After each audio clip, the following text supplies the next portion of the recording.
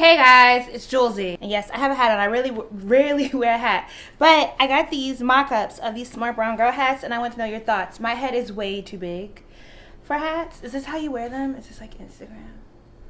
Like that. I don't know how to do a pose. And if you're wondering about the button, this is a button on my smart brown girl patrons get in supporting me. Yes. Become a patron, make a pledge to my Patreon account. Get you a button. You actually get two. So let's roll into this video. You clicked on the title, right? You want to know what I mean. Protests and hashtags don't work. This is what I've been hearing a lot for the past week. You know, I don't really know what to make of 2016.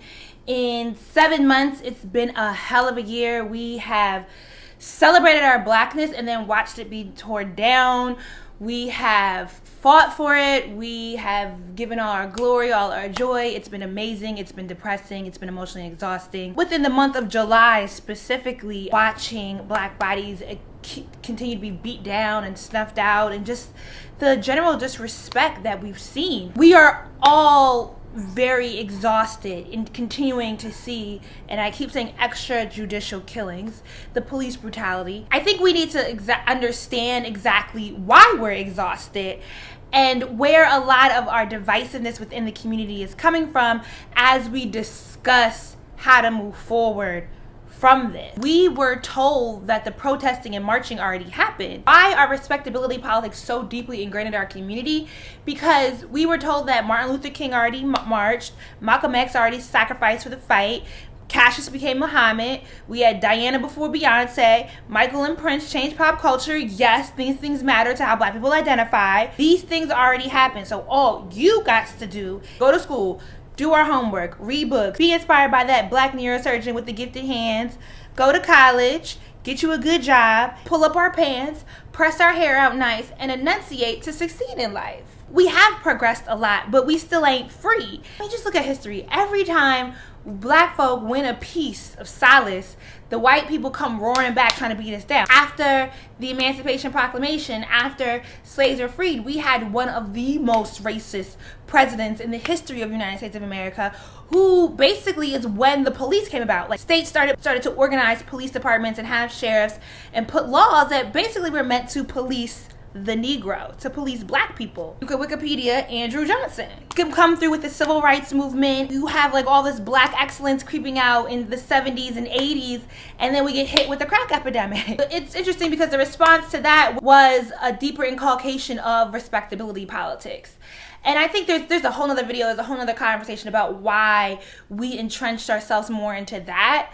But that's where you got the crime bill coming out of. You know, not to sidetrack, we came out of that, we pushed further into respectability politics, and some of us did strive and did achieve a certain level of comfort. And we thought that that was going to be how we were allowed to get the basic respect of being human beings. And then Trayvon Martin happened, and that was a slap in the face to all the respectability politics. Trayvon Martin comes from a middle class black family. He was walking in his daddy neighborhood. It wasn't no reason for him to die. It's this idea that we think that becoming these objectively good Negroes will save us. And then after Trayvon, we then have Jordan Davis. And it's like a double whammy, you know, and I've met Jordan Davis's parents in the most endearing way. They are absolutely bougie black folk. These were not the young black men that were supposed to be black bodies swinging in the southern breeze. Out of that came the hashtag Black Lives Matter, which was started by 3 young black women. And then in the summer of 2014, we have Michael Brown. And the hashtag then kind of morphs into a movement, though it's not so coalesced. I don't know that the movement would have had such an authority or such a presence had it not been for the hashtag starting off with Trayvon Martin. Trayvon allowed us to put our respectability politics to the side. Michael Brown was not given that same respect or that same privilege. The people on the ground were so passionate.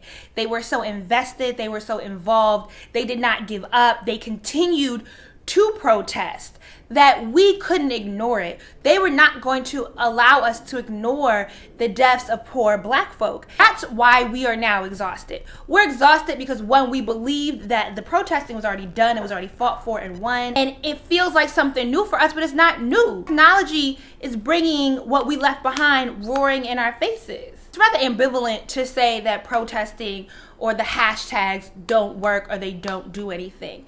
Protesting, whether it's with Black Lives Matter, whether it's with student unions or unions in general, protesting was never meant to be the actual change or the solution.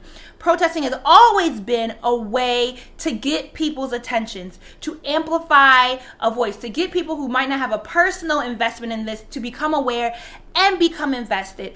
And the only reason you are exhausted is because the people on the ground have not been quiet. They have not laid down. They have not sat down. They kept marching. They kept walking.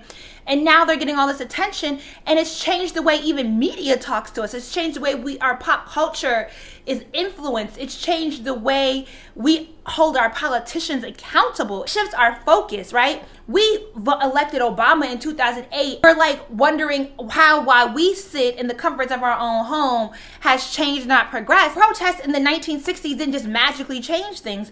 People had to come up with plans. They had to be invested. They had to be committed. And we are just getting to the investment part. A lot of y'all are just becoming woke within the past 2 years. There is a way to have a conversation about moving past the protesting. It's about moving from now you have me invested, how do I stay committed? That is a conversation, but you can do that without disparaging the work that has already been done on the ground. It's going to continue to be done on the ground by the protesters. It's like, you don't have to be as angry as them. You don't have to protest in the same form that they do. Your protest can be personal to you. I feel like I'm active in engaging this dialogue on YouTube. That is my form of protest. I'm not going to stop protesting after going to the Dallas protest. I will continue to participate in protesting that I feel like is amplifying the causes that I believe in. I am not going to ever participate in violence. I don't know how people dismiss protesting and then talk about picking up arms. Like, what do you want? What you getting a gun for? Who you fit in a fight? Like, who? Like, really, at the point when you start shooting a gun, just know you already dead, bruh. Like, really? The protesting and the hashtags are why a lot of y'all are able to even articulate why you're mad at Hillary Clinton. Who was there to remind you of what happened in 93 and 2008 and these random bills that were passed that a lot of us were asleep on because we thought we had a black president and there was nothing else to worry about? It is the agitators in the society. I mean, Franz Fanon wrote a whole book called The Wretched of the Earth, girl.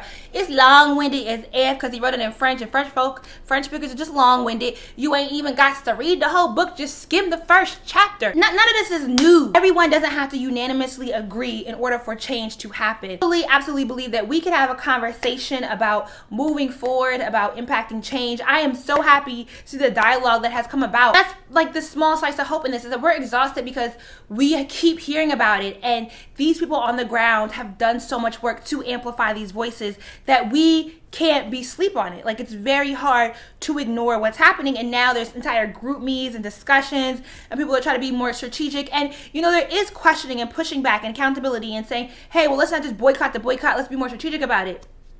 Great. Some things are going to happen that you might not 100% agree on, but they're happening, they're starting, and there's room to build and grow, and that is a beautiful thing. So allow us to continue to be beautiful black folk who are woke. Do what you do and utilize whatever your voice is, whether it's through your hands, through your actual voice, or through your physical presence. Do what you need to do to be invested in your community. Stay awesome. Deuces.